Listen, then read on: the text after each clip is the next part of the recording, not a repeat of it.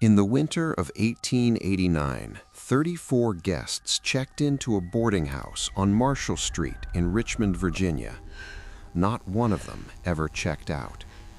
For more than a century, the incident was buried, locked away inside Richmond City Archives under a sealed report labeled Case 1889-112. The order came directly from the mayor. No public record, no official statement, no explanation. The Methodist Church on Clay Street quietly requested the documents be destroyed. And the police chief leading the investigation? He resigned just 3 days after stepping inside that house. No one ever explained why. But those who later uncovered fragments of the truth would agree on one thing.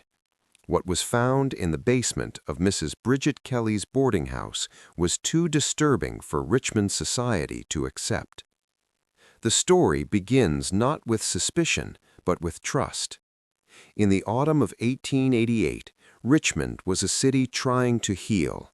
The Civil War had ended over 2 decades earlier, yet its scars still lingered in broken economies and wounded pride. Slowly, life returned. Factories reopened, churches filled, and communities rebuilt themselves on faith and routine. At the heart of this revival stood Clay Street Methodist Church, led by Reverend Thomas Whitman, a man known for his powerful sermons and unshakable moral authority. So when a quiet Irish widow named Mrs. Bridget Kelly approached him with a proposal, it seemed like an answer to prayer. She offered to open her home as a Christian boarding house, a safe, moral place for traveling ministers, missionaries, and church members.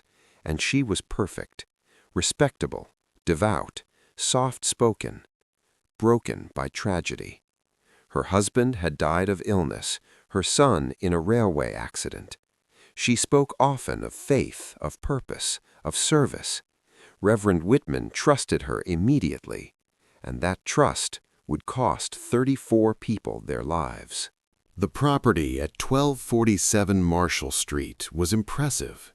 A 3-story home with tall windows, polished wood interiors, and a wide porch that suggested quiet dignity. Inside, everything was spotless, warm, inviting.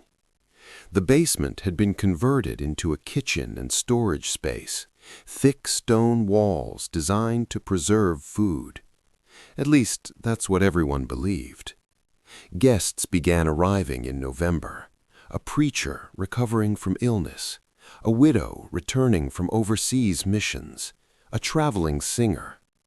All spoke highly of Mrs. Kelly. She cooked hearty meals, offered prayers at night, sat beside guests when they were ill or lonely. She remembered their struggles, their grief, their fears, and slowly she became indispensable to them. But beneath that kindness, something was changing. Guests stayed longer than expected. A few days became weeks, weeks became months. They wrote fewer letters home, spoke less about leaving. Some even refused visits from family. At the time, it was seen as devotion, spiritual reflection, perhaps, but in hindsight, it was something else entirely. On a freezing morning in January 1889, everything began to unravel.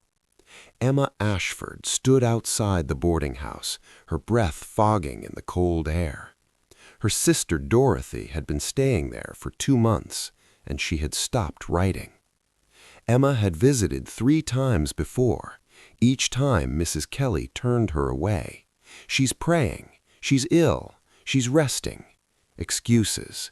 Too many. This time, Emma didn't ask permission. She forced her way inside. The house was silent. Too silent. No footsteps. No voices.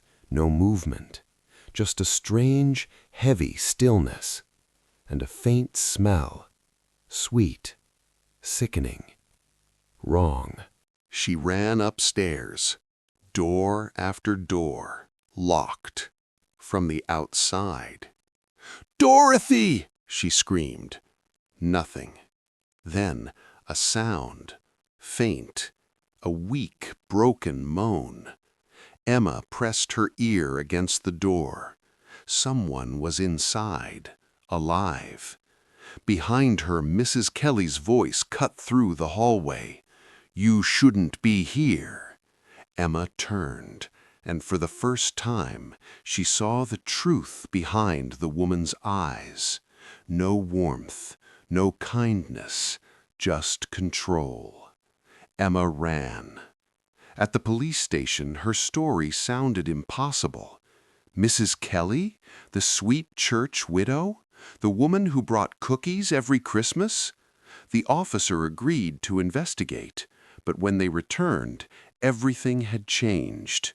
The rooms were empty, beds perfectly made, windows open, fresh air, no smell, no signs of anyone. Dorothy had left that morning, conveniently. Emma knew it was a lie, but she had no proof. Still, doubt had begun to spread, quietly, subtly. People started asking questions. Why had so many guests stopped writing?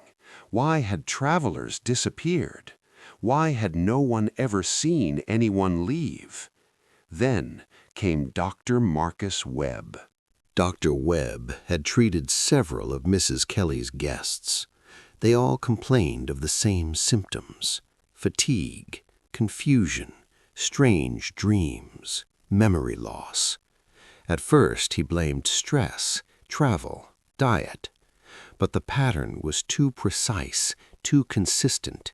It was poisoning, slow, controlled, intentional. And suddenly, everything made sense. Mrs. Kelly wasn't just keeping guests, she was controlling them. On February 15th, 1889, Emma and Dr. Webb broke into the house. They went straight to the basement. The smell hit them immediately, sweet, rotting, overwhelming. Then they saw it, a laboratory, shelves of chemicals, bottles labeled laudanum, morphine, chloral hydrate, and then the coffins, zinc-lined, sealed. Inside them, bodies, perfectly preserved, arranged carefully, hands folded, faces calm. 14 of them, and more evidence, names, dates, records. Mrs. Kelly had documented everything. She hadn't just killed them, she had cataloged them. In a hidden room, they found her, alive, barely, dressed like the others, prepared, waiting. A placard beside her bed, departure, March 1st. She was next. They tried to escape, but it was too late. Mrs. Kelly was home. Her voice echoed from above, calm, gentle, terrifying. "I know you're down there." She wasn't angry. She wasn't afraid. She was proud. She descended slowly, lamp in hand. "You've seen my work," she said. 34 souls at peace. To her, this wasn't murder. It was salvation. She believed she was freeing them from pain, from loneliness, from life itself. As she approached, Emma realized something horrifying.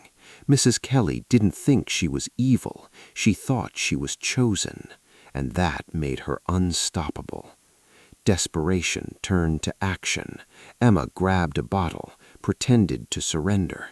Then she threw it in Mrs. Kelly's face. Chaos erupted. Dr. Webb struck her down. Dorothy was forced to vomit the poison, and somehow they survived. By dawn, police arrived. What they found became legend. 34 bodies, all preserved, all documented. A system of control, of deception, of death. Mrs. Kelly had stolen thousands, forged documents, manipulated lives, and ended them. She was sentenced to hang, but she never faced execution. The night before, she took her own life. Her final note read, "I go to join my children in paradise." The house was demolished, the land left empty for decades. Later, a garden was built, 34 white roses. But the truth was buried, because what terrified people most wasn't the deaths, it was this. She had used faith as a weapon, trust as a trap, kindness as control, and no one saw it coming. So now I'll ask you, do you think everything was discovered? Or do you believe Mrs. Kelly left something behind? Something still hidden beneath where that house once stood?